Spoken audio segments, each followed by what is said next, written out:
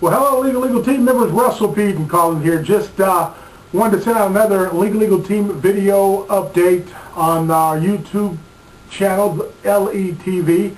And today I just wanted to talk to you a little bit, and I hope that many of you are loving the YouTube video channel that we've got, the Legal TV as we're calling it. Just a way for myself and the other leaders to really connect with you, really be able to get across some of the incredible training and concepts that we're not able to get across in every marketplace. You know, I'm only able to travel to just a few marketplaces in a calendar year, and most of the time it's the bigger markets, and I'm on my way to some of the smaller markets too. And so as I work my way around the country, I'm not always able to come back as often as I like and get to those marketplaces that I really want to get to. So this is one way to make sure that I know that you're getting a full dose of the information that we want to share with you and helping you build your business. And today I want to talk with you about what I believe are the reasons people fail in prepaid legal services. And you know, people ask me all the time, you know, Mr. Pete, what is it, you know, that I could do better? What's the one thing I could do that could take my business to the next level? And I always give them great answers. You know, attend a big event.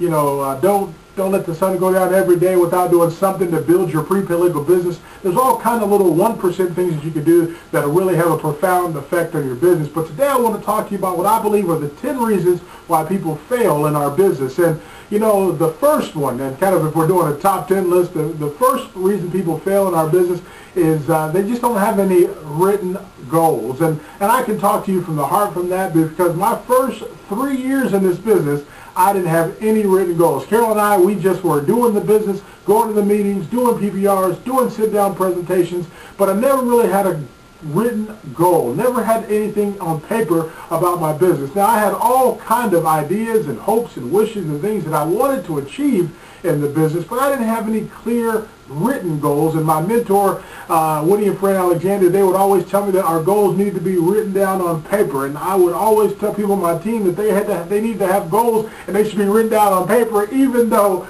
I'd never done it myself. So written goals are important, because it was actually putting some goals down on paper at the beginning of our 4th year in prepaid legal services that allowed us to go from earning just about $30,000 a year, which wasn't pretty bad. You know, it wasn't, you know, that was pretty good for just being in the business for a few years, to earning $100,000 the same year that we put those goals down on paper. So I'm telling you, written goals. Now, the problem with that is I think some people think they have to have a plan, you know, or the best plan. They got to have the best goals, and really you just have to have goals. Goals, what are goals? Things that you want.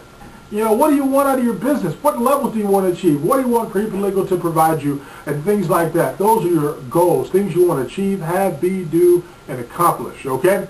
And which kind of takes me to the second, number 2 reason people fail, is that they don't have a game plan. They don't, or at least they're not committed. You know, I think some people think they got to have the right game plan. They want to know, they want to, you know, find out what Mr. Peden did, or what Mr. Alexander did, or Mr. Flores, or so many of our great leaders. You know, what did you do? And our plan may not be your plan. What you have to have is a plan. You don't have to have the best plan. You just have to have a plan that you're following. You know, a simple plan could be 2 a day and a weekly meeting. You know, 2 exposures a day and you attend a weekly meeting, or 2 sit-downs a day and you attend a weekly meeting, or 2 sit-downs a week and you attend a weekly meeting. You know, that could be a plan, just 2 a day and a weekly meeting. That could be a plan. But, you know, but you got to have something that you're doing that you're going to stick with and commit to all the time. That's the second one. Number 3, people are impatient. They give up too soon. You know, they want to have the business now. They want to go to the manager right away, which you can do right now with this incredible promotion that we've got going on. But people want to move to the top. You know, it amazes me sometimes when people get involved in our business,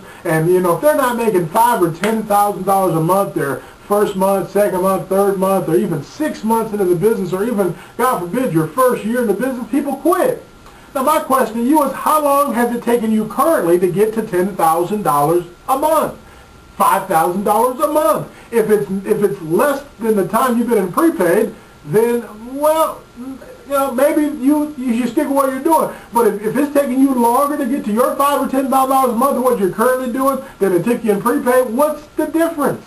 You know, what are you complaining about? You know, did you get to $5,000 a month your 3rd month on your job? Your 6th month in your job, your first year in your job? Probably not.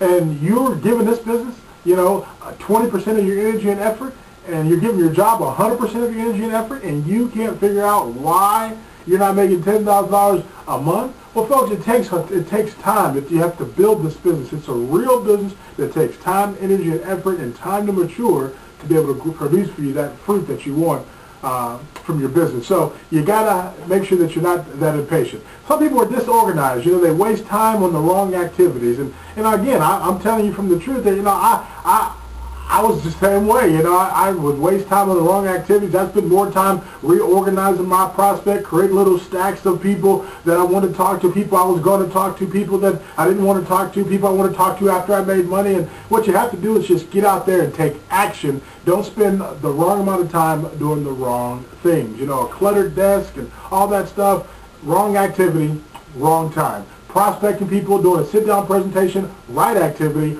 right time.